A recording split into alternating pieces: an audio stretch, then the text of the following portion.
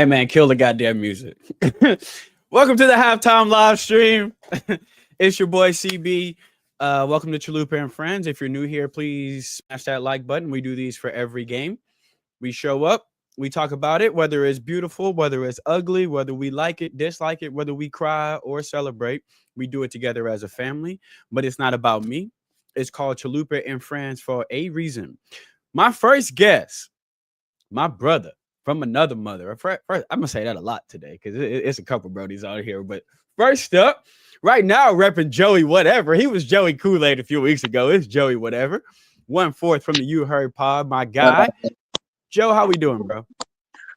Excellent. How are you? Don't lie in front of God and our glorious internet, bro. We ain't nobody excellent on this. Excellent. All right, let's keep the train rolling. Let me bring in the other guests, and we gonna all chop this up. Coming in second, my guy, celebrating his anniversary. Happy anniversary to Mr. and Mrs. Polk. Polk ain't feeling it right. No hat, Polk. You know that means business. We gonna get into it in a second, but I gotta bring on my last guest. First time appearing on the Chalupa and Friends halftime live stream. One of my favorite guys to follow on Twitter. I think everyone in the chat knows who this is. One of the funniest on Twitter and most insightful too when it comes to not just breaking down players, but breaking down the ins and outs of the game. My guy, UM Radio, Mike. What's happening, bro? Good afternoon, fellas. How's everybody doing? Thanks for having me, Chalupa. What's going on, man? Let's get into it. We're gonna start around the clock. Joe, Polk, then Mike. How we feeling about the first half, man? Typical first half, right? We're 9 games in, so we know how first halves go, right? A little disappointing because Georgia Tech can't do anything but run the ball, and we still have an issue stopping that. So that's disappointing, but you know, it's the first half. Plenty of football left. Polk, how are you feeling about the first half? I mean, at this point, it is what it is, right? But like Joe said, man, I don't know, just something seems slightly off. Offense isn't all together on the same page, like, and defense is doing what the defense does, and we've seen it all the way up until this point. So, I mean, it's just those small little adjustments I think that need to be made, and we all know what Cam's capable of the second half. And there's a lot of football left. So, right now, I'm not liking it, but that can change real quick.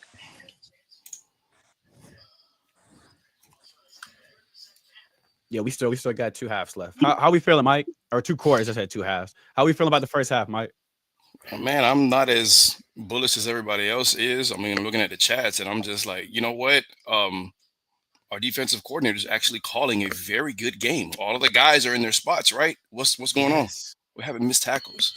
He's calling the right defenses. The guys are missing tackles. You saw what happened. Kiko looked like he was on skates on that one play. He was there. That's not on Guidry. It's not on Guidry. You know what I'm saying? But that's another story for another day. Cam, I ain't worried about him. You know, this microwave offense could get hot in a second. But I'm all right, man. Go get it together. I think it's just becoming a theme of this football team. Every football team develops their theme, right? Sometimes it's, hey, if we get you down, you can't beat us. Sometimes it's, hey, this is the team that punches you in the mouth for 4 quarters. I think the theme of this team is they don't really get rolling to the second half. They like one of them microwaves where you got to put the burrito in a couple times. Like, it's going to heat the outside of that thing, but don't bite into it because, you know, the beans on the inside is still cold. You're going to have to flip it and put it back in the microwave a little bit. I feel like they need to be tested. They need to be punched in the mouth. I don't know what it is about this football team, but it almost is like when you got those athletic Cam Newton style of quarterbacks that needed to get hit before he could really feel like he in a game. But I want to go back to something Mike said, and I think it's huge because we all get the same DMs. We all get the same mentions. I think Guidry's calling a very good game. I think, you know, he started out conservative. 3 linebackers out there to start the game off. He clearly is trying to stuff the run, clearly trying to make sure we have the horses inside the box. The run fits are continuously terrible. The angles are very bad. And even with all of that, if you just break down and made the play in front of you, I feel like we could at least be a bend but don't break defense. You know what I mean? With the offense this explosive, I don't need the 85 Bears, dog. I just need y'all not to break. What is it y'all are seeing? Is it, look, we never gonna be the type of we're not in the locker room, we're not on the sideline. So I don't like to ever say it's effort. Motherfucker gonna give 100%. What is it from y'all's perspective? Why is it that the defense is not doing the little things right? It's not just, and we can get into some of the bigger aspects of guys don't play the football when it's in the air and those sort of things. But like Mike said, bro, we're put in good positions, but the plays just aren't being made. Let's start with you, Mike. But why do you feel like that's happening this year on defense? Man, if I had the answer to that question, I would not give y'all the lottery numbers that I would probably know too. Like I said, For real. if For you're real. in the right position to make the play, the only thing left to do is make the play. That's a P. That's a P. What's it called? A PFP. That's a personal effing problem. Like that's you. There we That's go. between you and your training and whatever else. You know what I'm saying? Gidry is calling. I mean, I don't know what else to say, bro. Because does anybody disagree? Is he calling something that you don't like? The only thing that will say is the stunting that Barron has done on 2 plays where King hit the outside. That's the only thing I'll say. Like, let us keep him inside instead of giving him the outside, right? That's the only thing I'll say. But other than that, I don't see. We're missing Barrow. Okay, but again, there's another big body in there because I feel that the best way to stop it, I feel like I'm watching Paul Johnson offense all over again. And the best defenses to stop that offense, the best Canes defense to stop that Paul Johnson offense, they did what? They got up the middle quick. I'm talking about the D tackles got up there quick and they disrupted stuff before it was even able to get to the outside.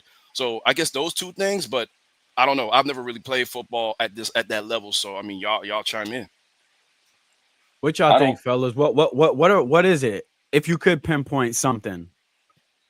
I don't think there's one thing you can really pinpoint. I mean, like Mike said, with a few of the stunts, yeah, maybe ill-timed calls, but I don't like the fact that our DBs continuously play 7, 10, 12 yards off receivers either.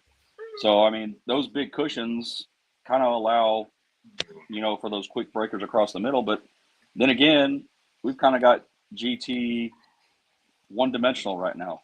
So, yeah. I mean, stack the box at this point, Yeah, for real. Yeah, they're not just running straight up run plays though. Like I think the motion and the eye candy is what the issue is for the defense. They're thinking like if you notice, they're always like a step or 2 just behind. So when that motion and that eye candy shows up, they're thinking too much and they're not just reacting. They're not going. They're not coming downhill. On the screenplay for the touchdown, Mish just stood there. He didn't attack the ball carrier. Like they're not coming downhill. They're not attacking the ball carriers, man. And I think that eye candy and the motion is what's doing it. It's almost like they're trying not to make a mistake, but then making a mistake because they're trying not to make one. You know what I mean? It's like, I don't want to attack. I don't want to attack the ball carrier. I might get another missed tackle. Oh, just let me stand here and look like a deer in headlights. Oh, now he's past me. And then you make another mistake. So that's the frustration, right? It's either guys are not coming downhill with any kind of aggression or explosion, or when they do, the angle and the run fit is so bad that I almost wish your ass would have stayed back there. Right.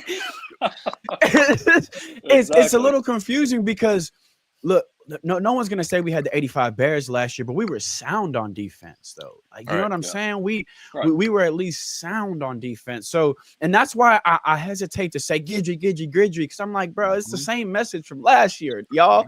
Like, the thing ain't changed, bro. Like, it's the same defense. But what we're seeing is that the veteran leadership, especially on the back end, a lot of times, bro, Cam and James got us out of a lot of things last year. Corey Couch was very underrated last year for what he did in that slot.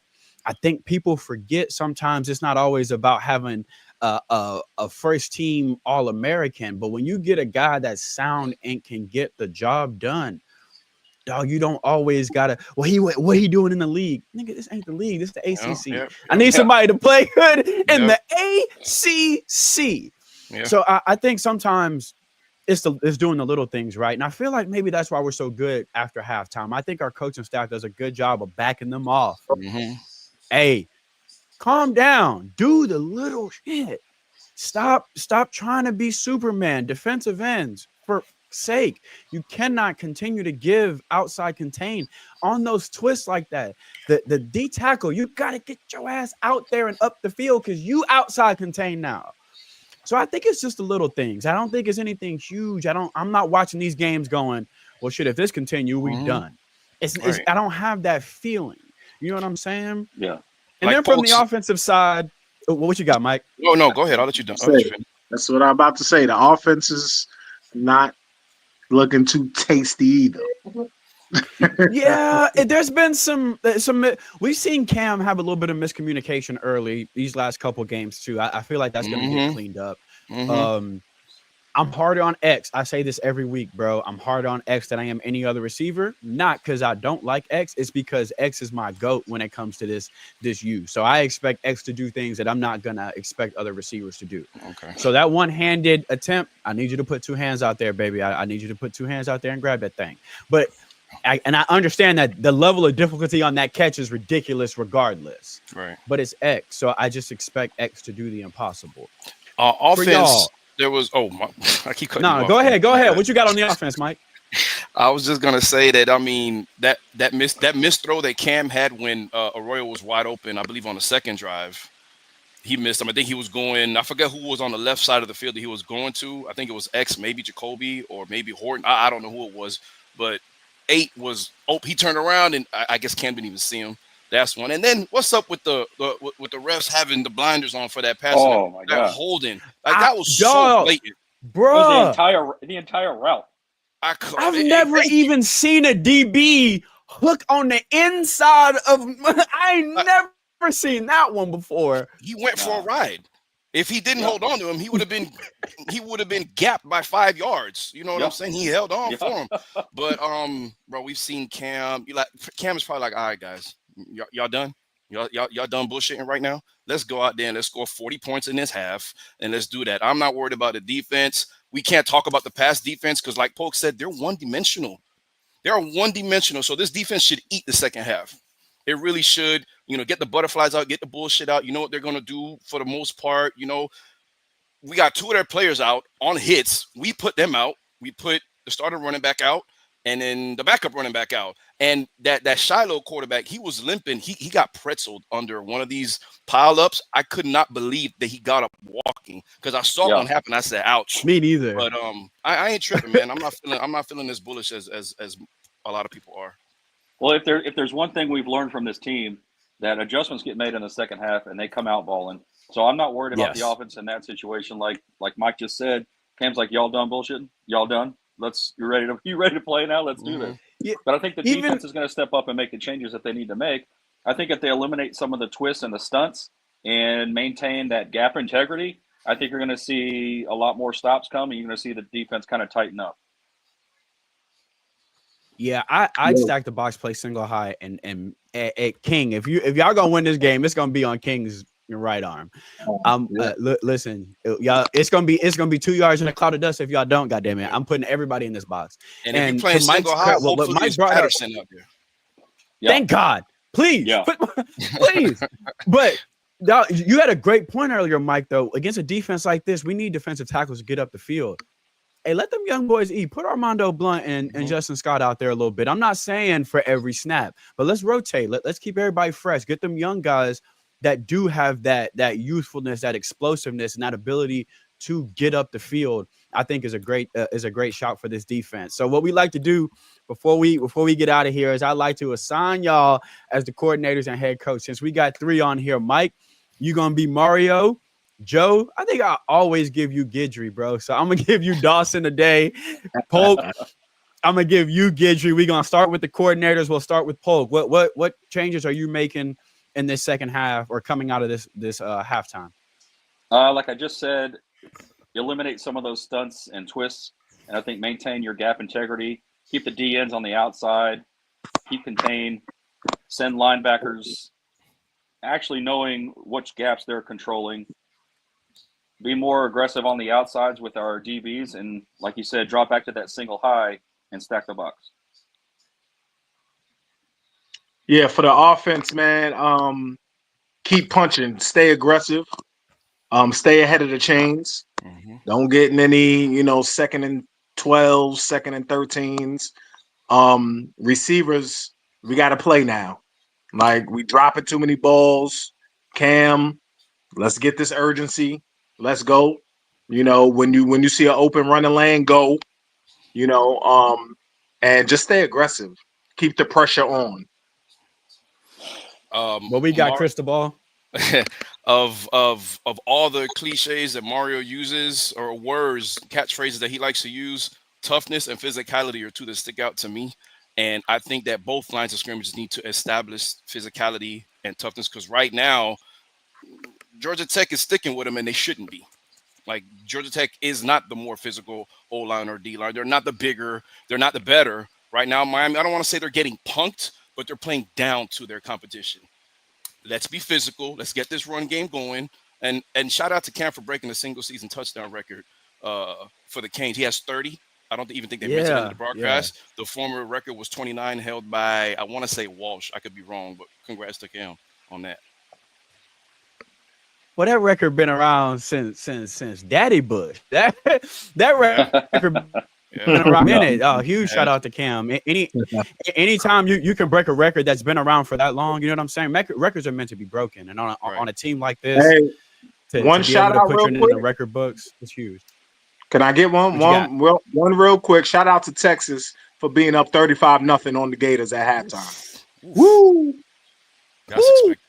At home too, yeah. Ooh. Yeah. And they just brought back Billy. Come on, dog. I love the move. I love it. I absolutely love it. Resign Norvell too, mama. Let's have a party. Let's go. All right, y'all. Before we get out of here, by the way, everybody in the chat, every single one of my guests, their YouTubes and their Twitters are in the description. Click those. Go follow every single one of my guests. Go support every single one of them. Smash that like button. Hit the subscribe button. Y'all, let me get your prediction for the end of this game. We got 10-14 coming out of halftime. We've heard the head coach. We've heard the coordinator. Now we're gonna turn y'all back into content creators. What's y'all's prediction for the final score? We'll start with you, Mike. I'm gonna say Georgia Tech don't hit more than 21. All right, like they'll cap at 21. I don't see them scoring more than 21. Miami will eclipse the 30-point mark, and Miami wins by double digits. We got Joe on here twice. Oh, I'm on there twice. What's going on? Yeah, Joe on here twice. We got Joey 2 times up in here. Oh, what's happening? Double. Joey, we got double Joe. Hold on, I got you. There he is. Did I remove the wrong Joe though? That's hilarious. Yeah. You did. That's hilarious. There he is. That's wicked. All right, Polk. What's your prediction? I said 48-27, but with Georgia Tech being one-dimensional this game, I'm going to knock that back and go along with Mike. I think I hold them to 21. They don't get more than 21. But the offense kind of sputtered to start the game. Wow. And I don't see us putting up 38 in the second half, but you never know with this offense. So I say give me Georgia Tech 21, give me Miami, I would say 35. What we got, Joey? 35-28. What is it? 10? Yeah, give me 14, 20. Yeah, 31-17, Miami. I'm going to say 31-20. I say we give up 2 more field goals. I feel like the defense is going to bend, but they're not going to break in this second half. I like to see a turnover too. I need some juice from this defense, some energy. That would be fantastic. The team, the energy ain't lacking. Like I don't feel like they're low from energy this week though. So like nobody in chat, I'm not saying they loafing out there. They actually do look like they amped up. The plays are there. They just have to make them. There ain't nobody hitting the panic button here. We gonna come out here and put a foot in Georgia Tech ass, and we gonna sit here and enjoy the rest of the Saturday and some college football. Thank you to all of my guests who came and hung out. If you're in the chat, click them links. Go follow them right now. We about to go get this dub, y'all. Thank you so much. Smash that like button. Smash that subscribe button. Go follow my guests. Thank you to everyone that came and hung out. Let's go get this dub, man. Go Canes. Go Canes.